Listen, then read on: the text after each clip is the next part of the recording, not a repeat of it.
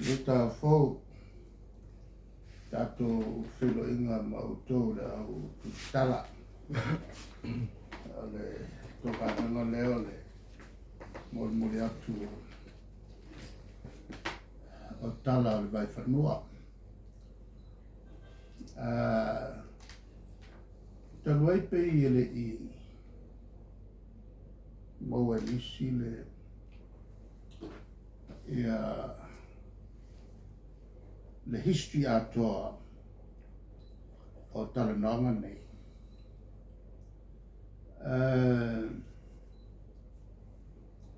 Ena ua matou amata I le au e matou ma kapenete valulua whai mon valulua ngai I le valutoro. Na whai ele matou I unga le fou mai fo I o le kapenete le nate I whai nia matou por kalame.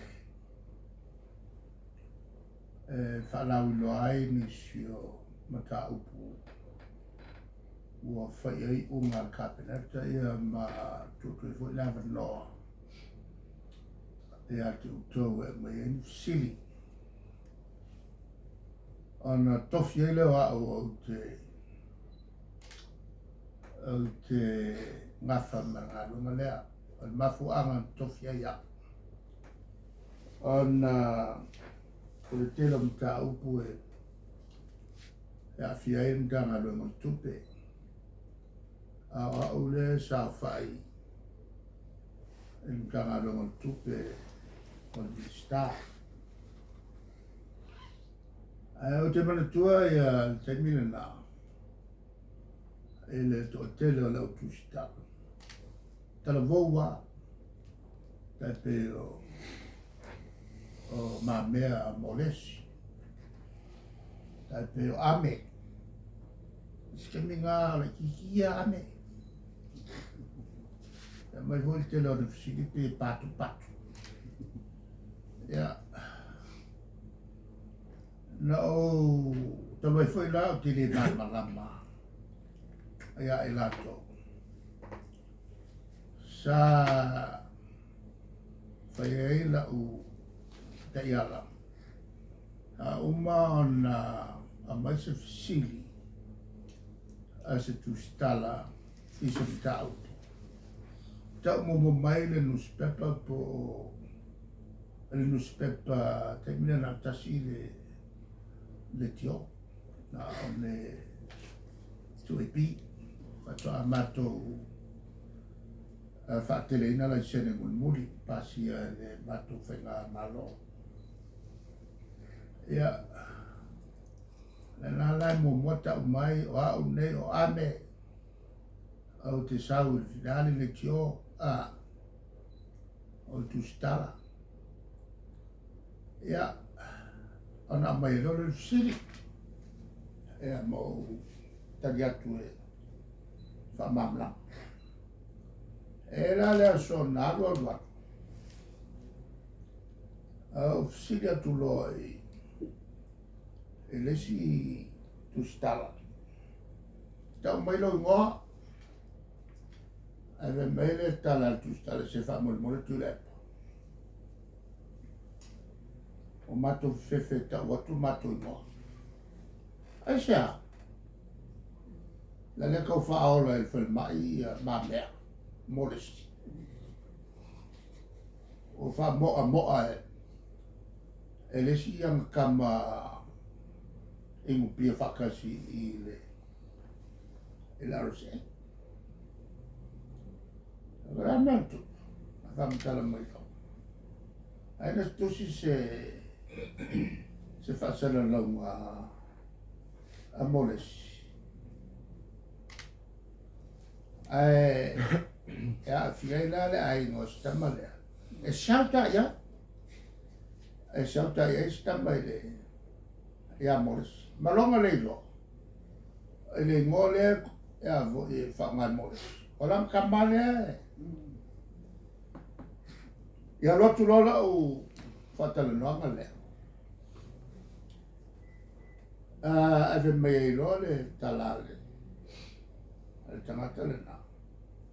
Ai anga mo vea kuroka mai loa mole si kuaku, vai aso le kuaku. Ai nga whakai loa e le, wan le mga fia wa ai. Ila kuskala le kusia ia whakatalanga le whata unona ai. Nga su e whakakupa. Malonga le loa. Orang kamale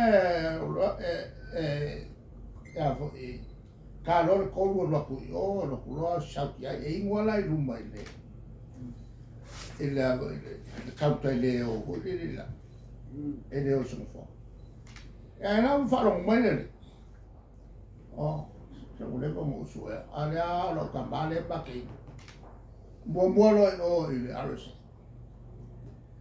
nga o male pasal lo ngale a lo ku lo le ile lo qua malo wa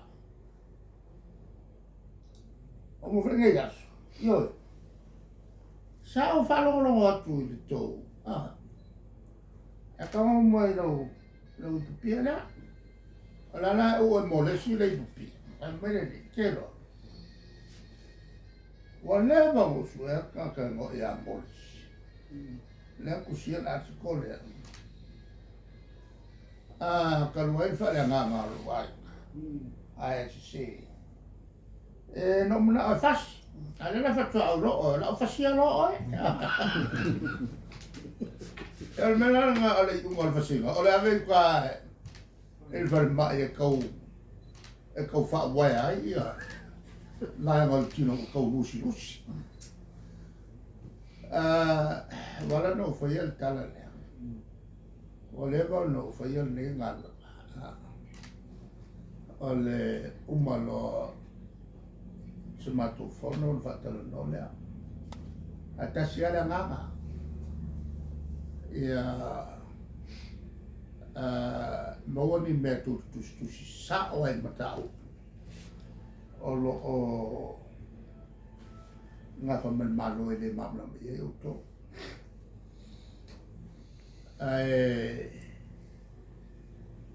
Eu vou lá ali le fe mai sto no vole no sau nei lok oi moria e sai kala istete na amata mai na e pokla o tele a pokla me mala mai le tio mai fa e ana me lo sila ta e vou lá le tio tamale to la Bonifacio o le lope fia kausanga pe o su kausanga o la yakia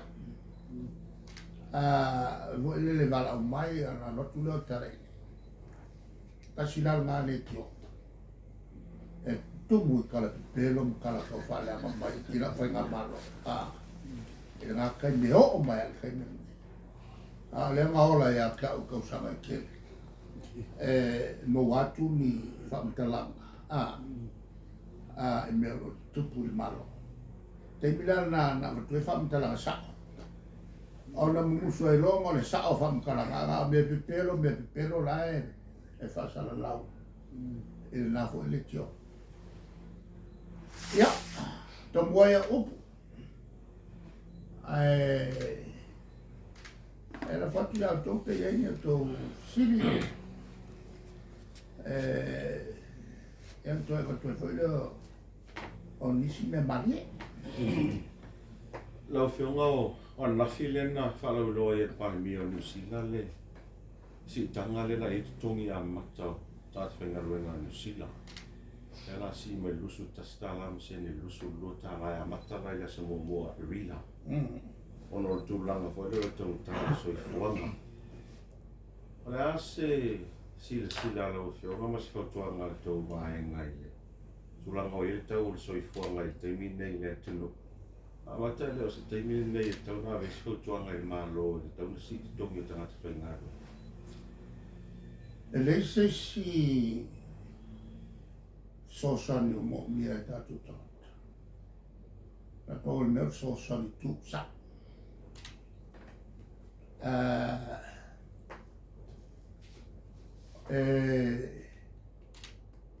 na le mea tonu fai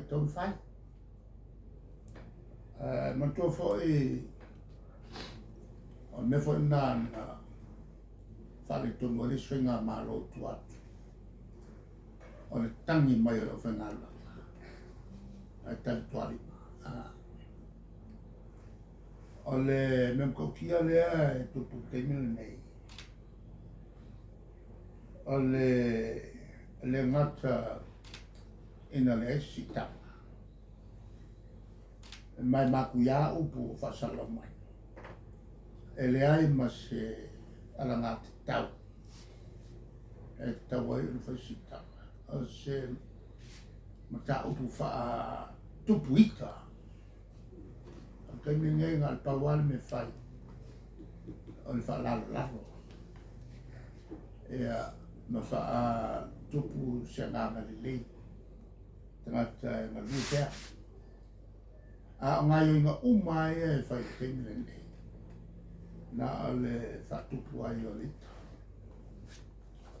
o le fa salau sa o mai e le ai se ala ngati tau e tau ai o na fai si tanga al kai miringa i mkwa mo ai mai mo miai le lau fa no tu ya ni sina e kinga na fa ngai ni sina ma meo fa fika ale awa ka fa il malo e fa sala to so so ta matu foi vol merna ai matu tele i amatu e tono il malo o to si tanga le batu taimi to sanga muri ona le tulanga o si sila le malo la vo taimi mo mia kata se fa mama le ia mai si ama o ngā lua sa whatino.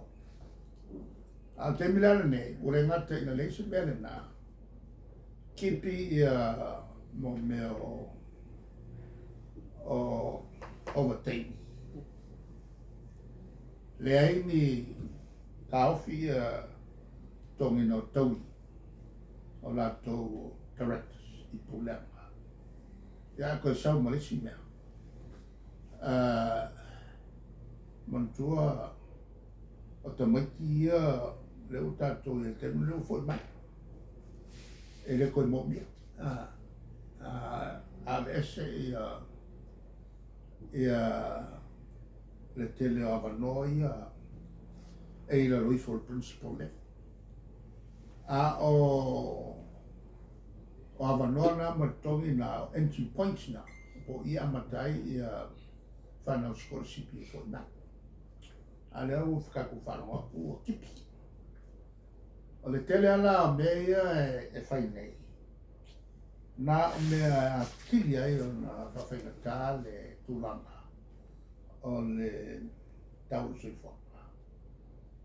Ia, a le aso ko ngai ia karukai. Tara whiwhia ia le si whaiwhatoanga.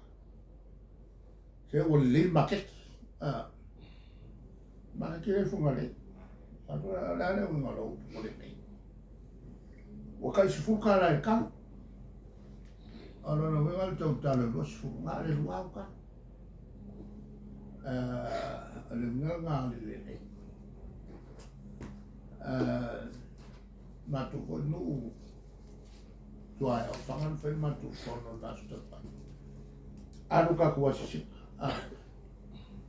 a tupu mai lo maho o fe e ia a o fe o ia i mo me o kalumua i sa fa fe o ia me ai mo me so o fa e longo aku kalumua la fa ia nga le lima so ma longo i ka pena o fe la mai me yo lo ka fa mo me a foi e fai whakarapelo o whai mo meo o nei whai ngai whai i le tūlanga vo i le manatu so se upu e whemere malo ka kongak matanga i al mele an tupu nei